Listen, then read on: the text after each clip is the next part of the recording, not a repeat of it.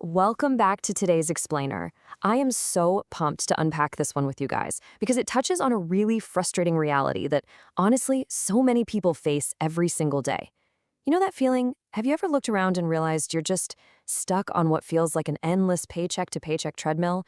You're working hard, putting in the hours, the salary's perfectly fine, but somehow you just aren't getting ahead.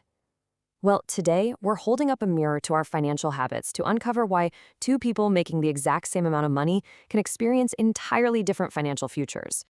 Okay, let's dive right in. Why do equal salaries equal unequal wealth?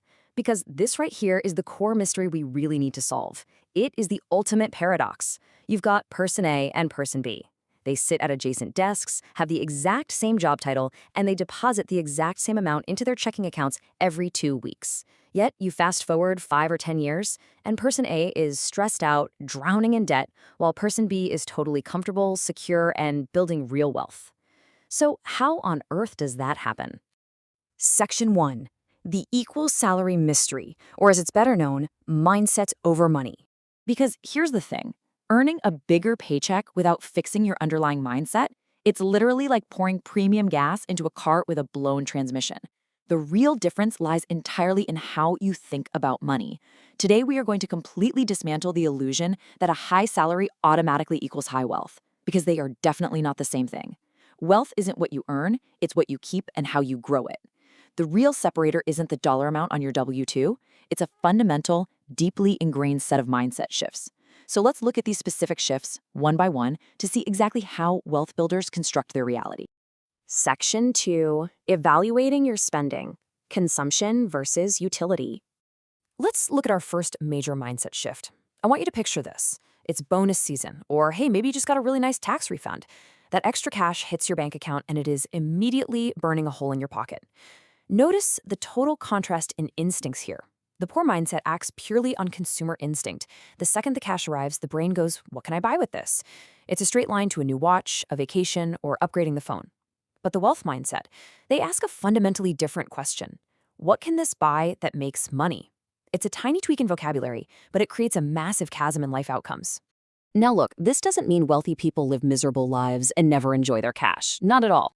It simply means they evaluate every single dollar as a potential tool before they spend it on consumption. They're thinking, could this be a business investment? Could it seed a stock portfolio? Could I use this to learn a new skill or maybe buy an income-generating asset? They essentially see dollars as seeds.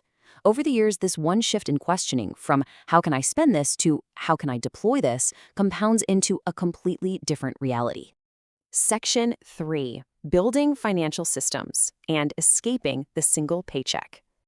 Relying on a single source of income, one boss, one company, means your entire stability can literally vanish overnight if that job disappears.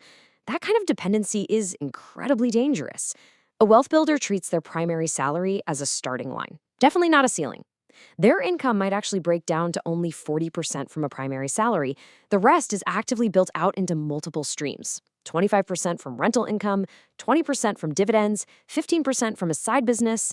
They are intentionally constructing a diverse ecosystem. So if one stream dries up, the river keeps flowing. So the crucial point here is fully grasping this concept of financial leverage. It's about disconnecting your time from your money, building systems and assets that just continue generating income whether or not you're actively working. Think about it. A rental property still pays you while you sleep. A stock portfolio still grows while you're at the beach. When you have leverage, you're no longer just trading an hour for a dollar. You're putting your money to work as the ultimate employee, one that never sleeps, never takes a sick day, and never, ever asks for a raise. Section 4. Fear versus education, and what is actually driving your financial choices. See, financial literacy acts as a psychological shield. Without it, poor financial decisions are almost always driven by fear. It's the fear of missing out when a trendy stock spikes, or panicking when the market dips. Or honestly, sometimes it's simply not knowing any better and just blindly copying what your neighbor is doing. A wealth-building mindset, on the other hand, is entirely driven by financial literacy, education, and true understanding. It's really not about being some natural math genius. It's just about taking the time to learn and comprehend the mechanics before committing a single dime. You have to ask yourself this directly. Do I actually understand this, or am I just reacting emotionally? Think about your last significant financial decision. Was it a carefully researched move, or did you just get swept up by some random influencer hyping a crypto coin with a dog on it? Did you genuinely understand the long-term impact of that choice? Wealth builders are ruthless about self-diagnosing their emotions before they ever open their wallets. And this brilliantly illustrates what we call the time pivot. Imagine day one, both mindsets receive a cash bonus. Their paths diverge pretty much immediately. By year one, the poor mindset used it to upgrade their lifestyle, maybe leasing a brand new luxury car. The wealth mindset? They invested it. Fast forward to year five. The wealth mindset has achieved significant financial freedom because that money grew. The poor mindset is still sitting in stagnant job comfort, working just as hard to pay off a car that is now 5 years old and actively depreciating. It all comes down to delayed gratification over immediate comfort. Section 5. Assets over liabilities. This is the absolute, ultimate wealth rule. If you only remember one concept from this entire explainer today, please make it this one, because this is the specific filter that separates the rich from the middle class. An asset puts money in your pocket. A rental property, a dividend stock, a profitable side business. A liability takes money out of your pocket. A car, for example, is almost always a liability. It loses value the second you drive it and constantly demands gas and insurance. The wealthiest thinkers classify literally everything they buy into one of these two buckets immediately. And this is the trap we see all the time.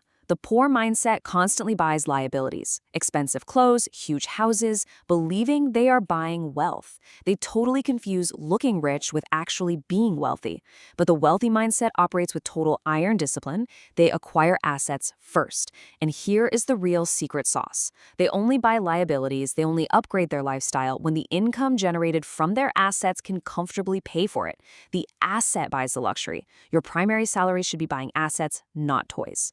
So let's wrap this up with our core takeaways from the Margin Haven source material. Number 1, no huge starting income is required to start this process. It's about the engine, not the gas. Number 2, you must intentionally shift how you evaluate time and money. Number 3, remember that small mental habits compound just as powerfully over time as financial habits do. And hey, if you found these concepts helpful, definitely check out Margin Haven for more weekly concepts on building a better relationship with your money. I want to leave you with one final provocative thought. It's super easy to just nod along while watching an explainer like this, but the real work starts the minute you close it. So before you make your very next purchase, whether that's browsing online or standing in a dealership, stop, look at the price tag, and ask yourself honestly, is this an asset or is it a liability? Your answer to that one simple question is going to dictate your entire financial future.